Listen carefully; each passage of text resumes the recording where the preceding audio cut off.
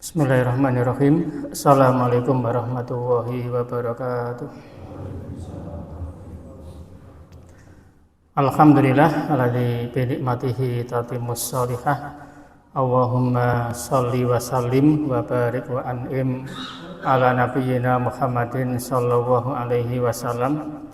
Faqala Allah ta'ala ya ayyuhalladzina amanu taqullaha haqqa tuqatih wa la tamutunna illa wa antum muslimun amma ba'du. Jamaah rahimakumullah, malam hari ini saya akan menyampaikan satu hadis riwayat dari Imam At-Tirmidzi nomor hadis 1321,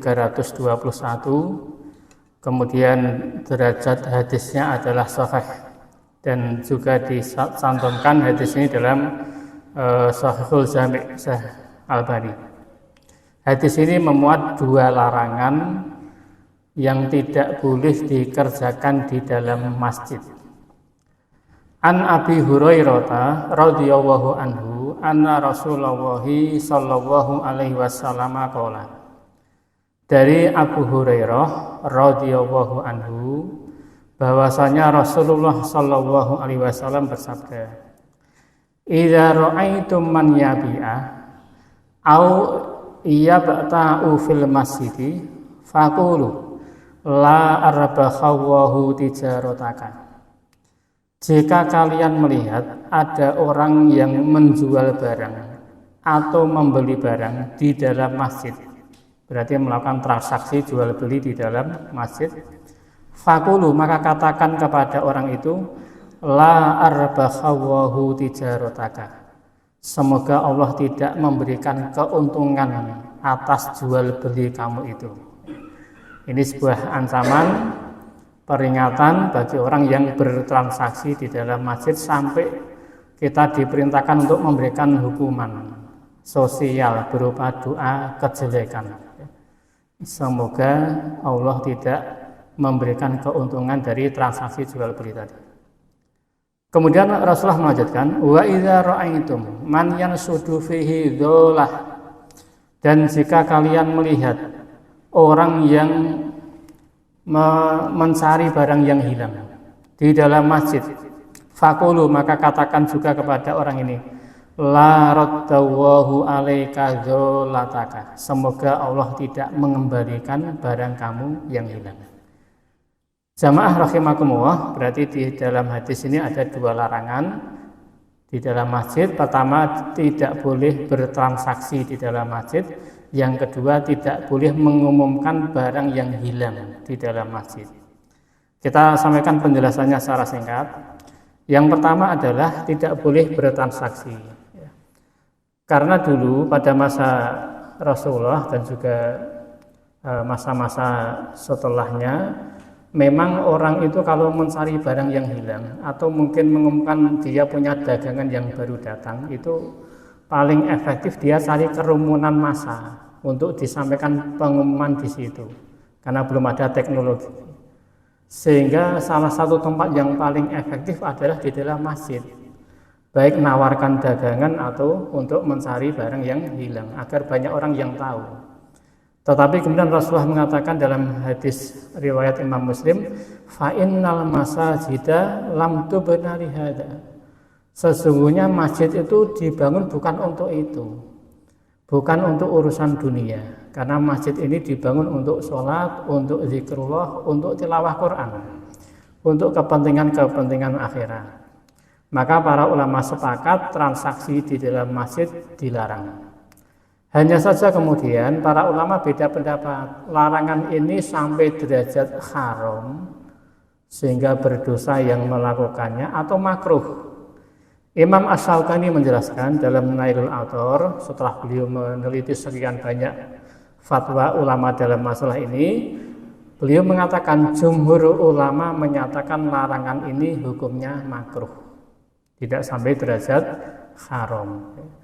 Para ulama ketika berfatwa itu pasti melakukan qorinah, disandingkan dengan sekian banyak hadis dalam satu tema yang sama, kemudian juga ilmu alat dalam usul fikih dikeluarkan semua sehingga ketemulah fatwa.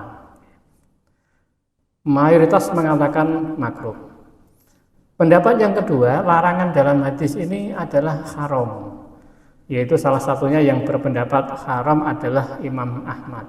Ya. Kemudian terlepas apakah itu haram atau makruh, yang jelas ini tindakan yang tercela. Karena sekalipun ulama yang menyatakan makruh, tetap mereka meyakini bahwa jual beli dalam masjid ini sesuatu yang dibenci. Karena makruh itu maknanya dibenci. Sampai dibencinya transaksi di dalam masjid, sampai Rasul memerintahkan kita untuk mendoakan orang ini agar tidak mendapatkan keuntungan. Kemudian yang berikutnya, kalau sudah terlanjur terjadi transaksi, apakah sah jual belinya? Apakah halal hasil keuntungannya?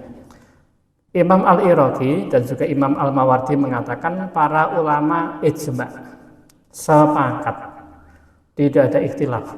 Jual beli yang sudah terlanjur dilaksanakan di dalam masjid hukumnya sah. Sehingga mungkin kita dulu sudah terlanjur transaksi di dalam masjid, maka jual belinya sah. Kenapa?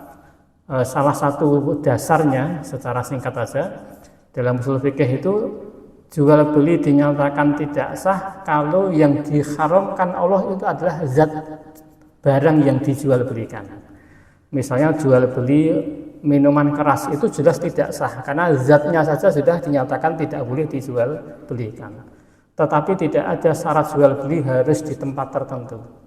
Makanya karena larangan ini tidak berkaitan dengan barang dagangannya, maka para ulama sepakat ini sah. Hanya saja ya tetap kalau mengikuti pendapat ini haram berarti dia berdosa, harus bertobat kepada Allah Subhanahu wa taala kalau mengikuti pendapat yang haram. Kemudian bagaimana kalau transaksi itu dipindah di halaman masjid, di luar bangunan, tetapi masih di tanah wakaf masjid? Selama itu masih di tanah wakaf masjid, para ulama masih berbeda pendapat. Pendapat pertama tetap tidak boleh, karena yang namanya masjid itu mencakup seluruh tanah yang memang diwakafkan, diniatkan untuk masjid. Maka yang berpendapat pertama ini berarti kalau di dalam masjid makruh, maka di halaman pun juga makruh. Di dalam masjid haram, di luar masjid pun juga haram. Hanya saja kemudian ada juga pendapat yang kedua, dan ini perbedaan pendapat yang muktabar. Pendapat kedua menyatakan yang dilarang hanya di dalam masjid, karena sejak zaman dahulu kemudian para ulama menjelaskan perlakuan para sahabat terhadap halaman masjid itu beda dengan perlakuan mereka ketika di dalam bangunan masjid. Contohnya, wanita haid dan nifas tidak boleh masuk ke masjid, berdiam diri di masjid. Tetapi wanita haid dan nifas bebas untuk berdiam diri di halaman masjid. Itu artinya berbeda antara masjid bangunan dengan tanah wakaf masjid di halaman. Kita tidak boleh misalnya lagi, kita tidak boleh meludah di dalam masjid, tetapi boleh saja kita meludah di luar masjid. Maka pendapat yang kedua ini mengatakan boleh kalau transaksi itu dikerjakan di luar masjid. Apalagi Umar bin Khattab dulu membuat satu program di pojokan Masjid Nabawi, itu dibuat satu namanya sathah, sebuah bangunan semacam kios atau teras untuk pekerjaan-pekerjaan yang tidak boleh dilakukan di masjid. Maka dibuat space khusus untuk dikerjakan di luar bangunan Masjid Nabawi. Kemudian juga berkaitan dengan jual beli di masjid ini, hari ini pun ada satu masjid yang sangat terkenal sekali. Ternyata setiap harinya di dalam bangunan masjid sering terjadi transaksi jual beli, tepatnya sewa menyewa, yaitu Masjidil Haram. Jadi pengelola Masjidil Haram itu sekarang di dalam komplek masjid itu ada transaksi sewa menyewa skuter atau juga mobil listrik untuk membantu jamaah haji dan umroh untuk tawaf. Yang kesulitan jalan kaki ada skuter disewa di situ. Transaksinya itu di dalam masjid.